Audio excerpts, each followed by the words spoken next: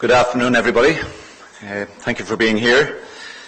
Agus ag usual to anna sorn bheith seo harish scoil vicula agus gormaga Joe as Upton Curra come Lorch and Shaw.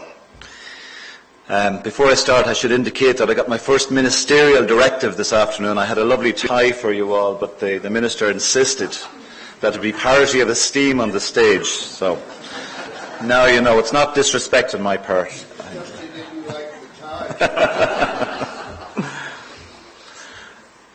Ladies and gentlemen, education is highly valued by Irish people. And as we live through this period of unprecedented challenges to our nation, the role of education in determining our collective future in both societal and economic terms was never more important. Our fundamental values, our creativity, our innovation, our economic prosperity, and the quality of our shared society will all rely heavily on the quality of our education system. And it too is facing very serious challenges and significant changes both nationally and internationally. A high-quality education system will be central to Ireland's societal and economic recovery. Moreover, faced with our current economic situation, we in education have a particular responsibility to innovate in order to transform our education system in a manner that moulds a new generation of graduates that will deliver a new Ireland. Properly prepared, our greatest national and natural resource is the intellectual capital emerging from our education system. This afternoon I'm going to explore briefly the link between education and economic prosperity. I will analyse what an excellent education system means in the 21st century, but in particular I will focus on three key elements of our education system that critically need to be addressed if we are to create a sustainable platform for future prosperity. Let me first deal briefly with the issue of economic prosperity. There's a pretty strong correlation between education and economic strength, and much of this is self-evident. You won't be able to see the details of this slide too well, but basically the vertical axis is actually the graduate at the tertiary level enrolment ratio in countries, and the x-axis is GDP. And you can see the general trend as you have greater enrolment in third level, GDP goes up. A more sophisticated analysis, however, by Hanashek at Stanford University has produced some very important conclusions. Detailed evidence in his analysis shows that it is the quality of education, and in this case measured on the basis of cognitive skills developed, that has most effect. Most publicised reports on this issue concentrate solely on the level of education attainment, or perhaps the quantity of schooling or education, and this simply distorts the analysis and really misses the point. We need to focus on more qualitative outputs. So the quality of education is causally related to economic outcomes. A more skilled population, including both a broadly educated population and a cadre of top performers, results in stronger economic performance for nations. So it's not about maximising throughput, it's about optimising quality. But an education system should be about more than economic prosperity. In addressing the role of an education system, I believe it should focus on the individual student and emphasise that the primary purpose is to enable students to flourish, and I'm using the Maureen Gaffney flourishing concept, in the challenging world of the 21st century, in their personal lives, in civic society and in the workplace. In enabling students to flourish and realise their full potential, we seek to stimulate curiosity and creativity, foster a sense of wonder, and as Noam Chomsky put it in a recent interview, education should be about encouraging creative exploration, independence of thought, and willingness to cross frontiers. It should be about enabling people to learn on their own. So what makes an excellent education system? Any discussion about the best education systems worldwide almost inevitably emphasise Finland as an example. And why is this? Finnish students have consistently scored among the top in the world on standardised tests such as PISA, the Programme for International Student Assessment, but it goes way beyond that. Finland ranks number 3 in the world for economic competitiveness, number 4 in the world in the Global Innovation Index, and number 1 in the world for technological advancement. So it's pretty apparent they're doing something right in their education system. But while learning from Finland, we have to acknowledge that cultural and societal differences can play a large part. Benchmarking against countries such as Finland does not, of course, mean we have to copy everything exactly, but it does mean we can learn from them and adapt what we learn for our own purposes. Let's examine Finland for a minute. Following the breakup of the Soviet Union in the early 90s, Finland, which was then predominantly an agrarian economy, experienced a very severe recession, quite similar to the one that Ireland's going through at the moment. Unemployment climbed from 3% to 18% in 2 years. GDP dropped 13% at the same time, and Finnish public spending reached close to 70% of the overall state budget. And yet, in the midst of this, the Finnish government bravely decided that increased investment in education was the pathway out of that. The result? Finland quickly emerged from recession, built a highly skilled workforce, and today boasts one of the finest education systems of in the world. So what are the characteristic features of the Finnish system? Many would turn to Pasi Sahlberg in this regard. Pasi Sahlberg is the guru of Finnish education and travels around the world telling the story. But he says the success of the Finnish system is based on three things: improving the teaching force, limiting student testing to a necessary minimum, and placing responsibility and trust before accountability in that system. Teachers in Finland go through a rigorous selection process, and then after 5 years of study, all teachers have at least a master's degree in education and their subject area of expertise.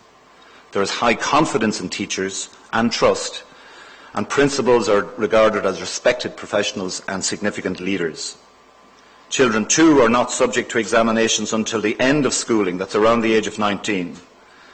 And of course, they all work towards that final examination, but the absence of high-stakes testing in the intermediate years gives them the space to explore, discover, learn and absorb, and to find their own interests and abilities.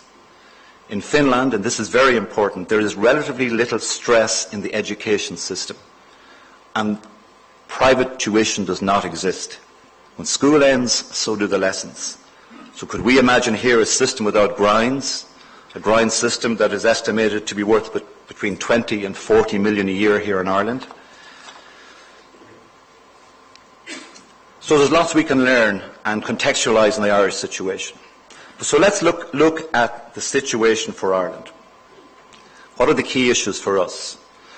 Although there are many good things happening, examples being the junior cycle reform, the creation of the institutes of education and so on, and I'm sure I know the Minister will talk about some of those good things in his own speech. But today I want to focus on three major problems that need to be addressed as a matter of urgency. In each of these three cases, I will highlight the problem, but I will also recommend solutions. In the first of these, I want to talk about the concept of attributes and assessment. Students today live in an entirely different world to the one that existed 10 or even 5 years ago. It's dramatically different.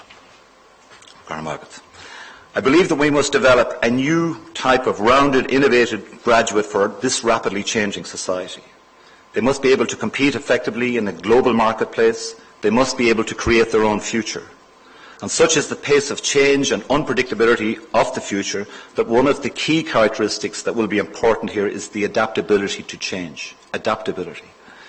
So in addition to the disciplinary knowledge in our education system, we must equip our students with a set of personal skills that will enable them to navigate the particular challenges of the coming decades. Skills such as leadership, creativity, critical thinking, innovative problem solving, entrepreneurial principles, importantly, sense-making of information, what you might call digital literacy, or more important, digital intelligence, and global awareness. These 21st century attributes should supplement, not supplant, the disciplinary expertise and insight inherent in any formal learning, and should be underpinned by core competencies in literacy and numeracy. The paradigm of a job for life has to shift to that of lifetime employability, with a particular emphasis on these generic skills, including adaptability.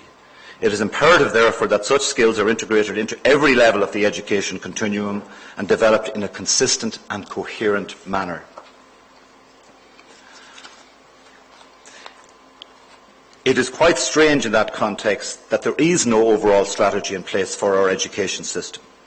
We need to establish such a strategy that would take a system-level view of what we want to achieve for all our students right along the system, and ensure that at all stages of the continuum of education that they are acting coherently with common objectives. Any discussion around this issue of developing attributes in students brings us logically to the critical issue of assessment. And this statement here, what you assess is what you get. If you don't test it, you won't get it. These are the words of psychologist Lauren Resnick, first quoted in a seminal paper in 1990, and they appear time and time again in the educational literature. Stated another way, the nature and focus of assessments used in education drive both the learning and teaching behaviour. We all understand and probably have experienced the concept of teaching to the test, and any of us involved in education know that students only take seriously those topics that are assessed regularly in examinations. If we want to develop specific attributes in our students, we need to assess those attributes. 2 years ago I came to McGill and I focused on one major issue in particular in education, and that was the combination of the Leaving Certificate and the CAO points. And I highlighted this as the greatest negative feature in our education system because of the negative impact it had on teaching and learning behaviour right through second level, promoting rote learning and regurgitation, for example. Since then, and with the encouragement of the Minister, the universities who own the CAO system have been actively engaged in transforming the point system, and major changes are on their way in the near future. But the other side of that equation needs to follow quickly. The high-stakes, single-terminal examination approach that is the Leaving Certificate is really more appropriate to the 19th century, not the 21st century. It is not appropriate for a modern, innovative knowledge society. What is the point of testing memory powers in our students when at the flick of a switch they can Google any key piece of information they need? So how are we going to change things or turn things around in this context? As a matter of urgency, and I would say before the full rollout of the new junior cycle curriculum happens, we need to establish a major national resource in assessment, carrying out research and policy development in innovations in assessment methodology. Such a resource, which would play a key role in both teacher education, curriculum development and in national examinations, has the potential to have a major transformative impact on our education system and in particular on the quality of learning within it. The second point I want to make about our system is around the concept of digital learning. The world of education is undergoing a revolution. We are undergoing a transition from teaching and learning based on the 15th century technology of the printed word to the 21st century interactive technologies that offer the potential for enhanced, adaptive and personalised learning. People born after 1990 have never known a life without the internet. These are the digital natives. These are the Google generation. And digital technology is as integral to their learning as it is to their social lives. Let me give just some brief examples of the impact of this revolution. At Stanford Medical School today, 70% of formal instruction now takes place online. 70% at Stanford. In 2015, 9 out of 10 of every job will require full competencies in e-skills, digital literacy, digital intelligence. The president of Stanford University, John Hennessy, likened the impact of digital technology to a tsunami coming to the education system. And let me quote one other person, Clayton Christensen, whom I know was mentioned as he's the guru of disruptive innovation mentioned earlier in the week. He has likened the revolution in digital learning to the disruptive innovation of the education system. In this new world, there is potential to significantly enhance the learning experience of our students. In this new world, the role of the educator changes dramatically. That educator is much more of a personal tutor, but also a curator of the quality content, the rich quality content available to enhance learning. And what are we doing with this in Ireland? Do we have a strategy for digital learning? No, we don't. The Minister for Communications, Energy and Natural Resources, Pat Rabbitte, recently launched the National Digital Strategy, and education and e-learning is one of the three strands within that. It highlights the rollout of 100 megabytes per second broadband to post-primary schools, to all post-primary schools. This is helpful, but it's akin to building a road to the school and forgetting what happens thereafter in the absence of a national digital learning strategy. And I have to say it's somewhat ironic that the biggest development in digital learning in this country in the past 5 years has come from an 18-year-old just after his leaving cert, James Welton, founding coder Jojo. And he says to himself, I only got 370 points in my leaving cert, which tells us something about that as well. But that is dramatically changing learning of over 10,000 children every weekend. We need to do a lot more in this space, or we risk sleepwalking through the greatest revolution in education history. So I would encourage the Minister to establish a national digital learning strategy and implementation plan as a matter of urgency. So in my last few minutes I want to focus on one last point which I think is critically important, and it's probably the one closest to my own heart, but certainly closest to my own job. I mentioned earlier that there's a strong correlation between economic prosperity of a nation and the quality of its education system. And the university plays a particular important role in this regard in areas such as developing the highly skilled human capital that meets the skill needs of a knowledge society, carrying out high quality research that creates the platform for innovation and supports entrepreneurship, and that supports the attraction and retention of foreign direct investment. And there are many examples over the past years of success in that regard. In the interest of time, I won't go through those, but I will mention that in a survey carried out this year by the HA in conjunction with IBEC, the companies looked at the quality of graduates coming out of our system, and over 75% expressed confidence about graduates having the right workplace and transferable skills, and together with the relevant disciplinary knowledge to support them. So while these indicators endorse the role and impact of Irish universities, we should not be complacent, because on the ground in our institutions, serious alarm bells are sounding.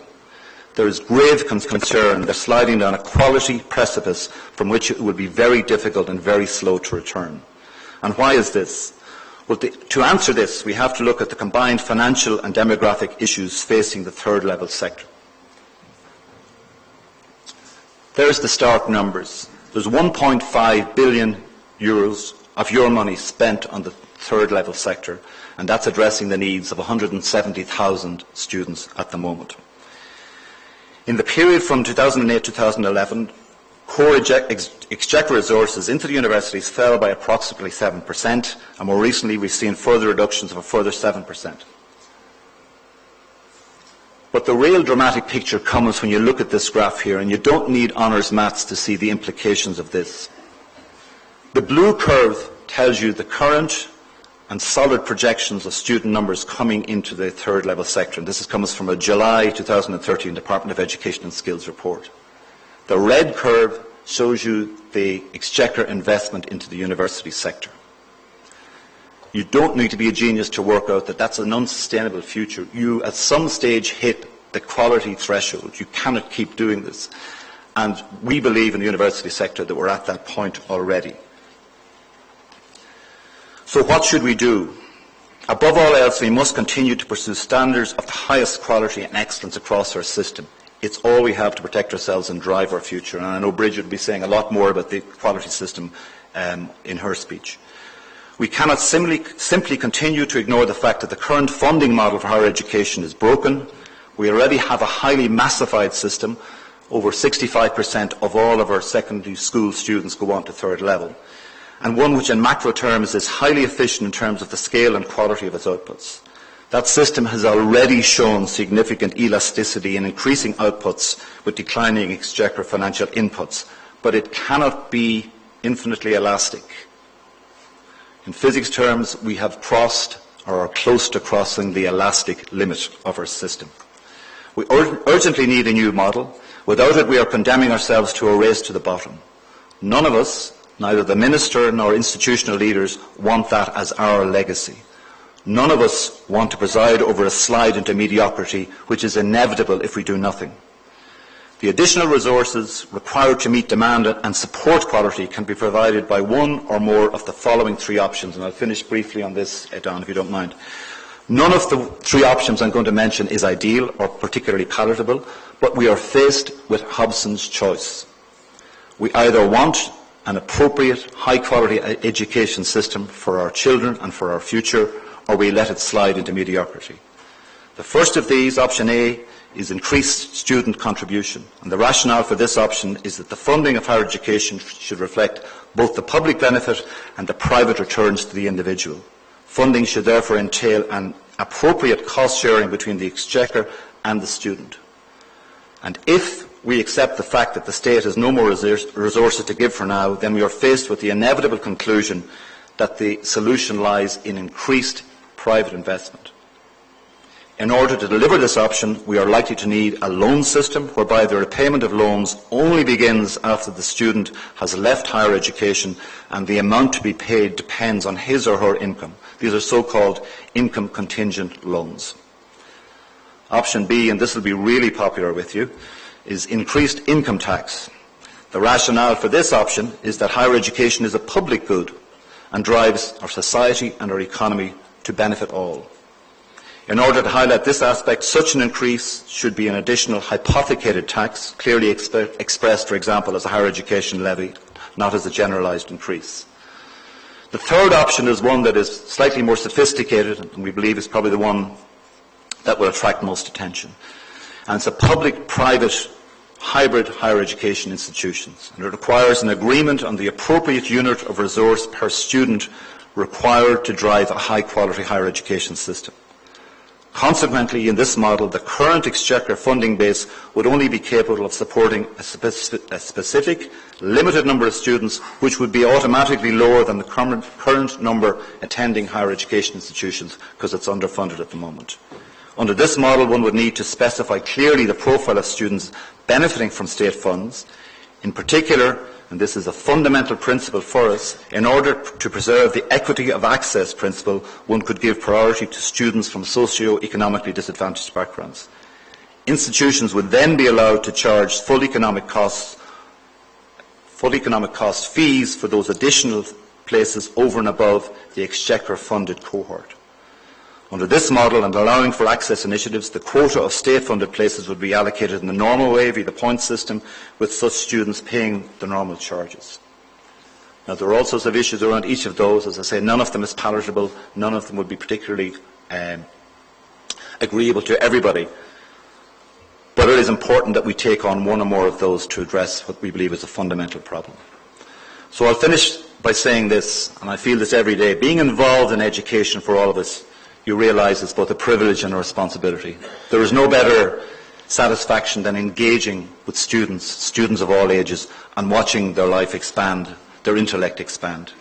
But it's also a huge responsibility in terms of shaping their futures.